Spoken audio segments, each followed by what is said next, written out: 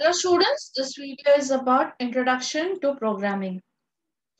As you know, computer is an electronic device that accepts instructions in a specific language. Hence, it is very difficult to establish communication between the user and the computer if he or she is not aware of computer language. And that is the reason why learning computer language is very essential for working on the computer. Now, when we are discussing about languages, there are two types of programming languages, that is low level language and high level languages. And I hope in your junior classes that in standard 5, 6 and 7, you must have learned in detail about low level language and high level language. Now, what are the different programming language generations? First generation language was the machine language, which is the binary language, which uses 0 and 1. Second generation language was assembly language, which used mnemonics. The third generation language is basic, COBOL, C, C++, and Java. The fourth generation language is SQL, Wave, Python. And the fifth generation language is AI, which stands for Artificial Intelligence, Prolog, and Mercury. Now let's know the difference about high level language and low level language. Now the first point difference is high level language is machine independent. It is written in simple English language and it is very easily understood by the programmer. But low level language is machine dependent. It completely depends on the machine it is working. It uses 0 and 1. High level language is human friendly, so it is easy to understand for programmers. It uses simple English common language that we use. Common English words are used. Low level language is machine friendly, so it is difficult to understand for programmers. As you know, machine understands only 0 and 1, so it is difficult for the programmer to understand. High level language needs a compiler or interpreter for translation to machine code. As computer understands only 0 and 1, so any program written in high level language needs to be translated with the help of a compiler or an interpreter.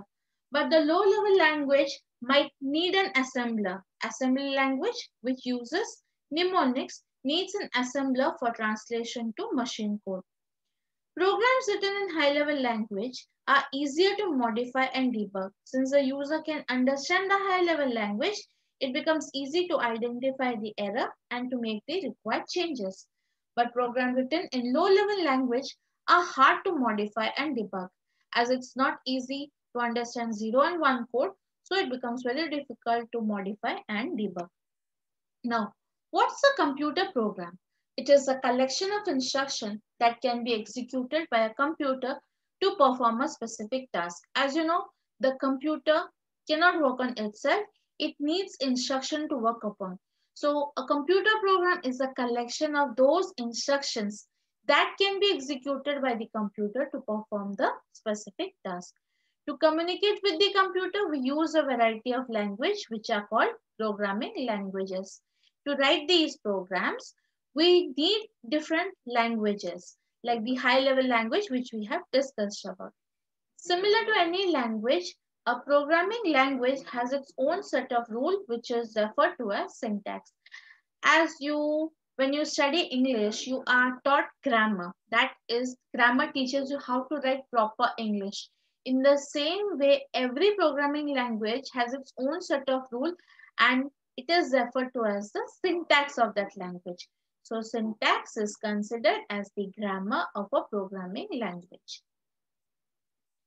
Now, the programs that you write The programs that you write are translated into machine code by a translator. Now, first when you are writing the program, you write in the high level language. Then the translator will convert it to the machine code which is in the form of 0 and 1. So the program that you write is called as the source code, and when it is converted, that is it is interpreted or compiled, then it is converted to the object code. A program written in a human readable form is known as source code, whereas the program converted by the translator into a code that a computer understands is known as the object code. So this is the difference between source code and object code. Program written in the human readable form, that is in high level language, it is known as the source code. But after the compilation or interpretation, the code that is generated, which the computer can understand, it is known as the object code. The language used to write these instructions is called as programming language. You write the source code with the help of the programming language, and the person who creates this program is known as a programmer. So when you write a program, you become the programmer. Now let's see the difference between a compiler and an interpreter. First one difference, compiler converts the whole source program into object program at once, whereas the interpreter converts the source program into the object program one line at a time. So if it's a 5-line program, then the compiler will convert the whole 5 lines into the object program. But interpreter, it will do the conversion or the translation line by line. So the second point difference, when there is an error, it displays the error. The compiler displays the error for the whole program together after the compilation. If 5 lines have errors, so all the 5 errors will be displayed to you together. But in case of the interpreter, it displays the error one line at a time, and only after fixing that error, the control goes to the next line. So you can see like the first line has an error. So the interpreter will show you that error. When you debug it, when you rectify that error, then it goes for the compilation of the second line. Second line has an error. Then when you do the rectification, then it goes for the third line. So in this way, one line at a time, it does the interpretation. Now, what do you understand by programming paradigm? It is an approach to solve a given problem by writing a set of instructions in a programming language. Each programming language uses one or more programming paradigm. So it is the approach how you solve a problem by writing the program. So there are two different types of programming paradigm that we have: procedural or modular programming and the object-oriented programming. C language uses the procedural or modular programming, but Java that we are studying, that will be using object-oriented programming. So as the definition of programming paradigm, each programming language uses one or more programming paradigms. Now what is the difference between an object-oriented programming and procedure-oriented programming? In object-oriented programming, the stress is put on the data rather than functions, whereas in procedure-oriented programming, the stress is put on the function rather than data. So we can say in object-oriented programming, the stress is more on how to do, but in procedure-oriented programming, the stress is on what to do, the function.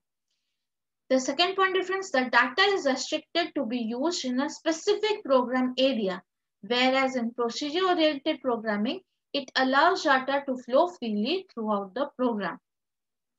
Object-oriented programming follows the bottom-up programming approach, whereas the procedure-oriented programming, it follows the top-down programming approach. So when we will be studying furthermore, then you will know the clear difference between object-oriented programming and procedure-oriented programming. So this is the basic difference you can see between an object-oriented programming paradigm and a procedure-oriented programming paradigm. Thank you, students.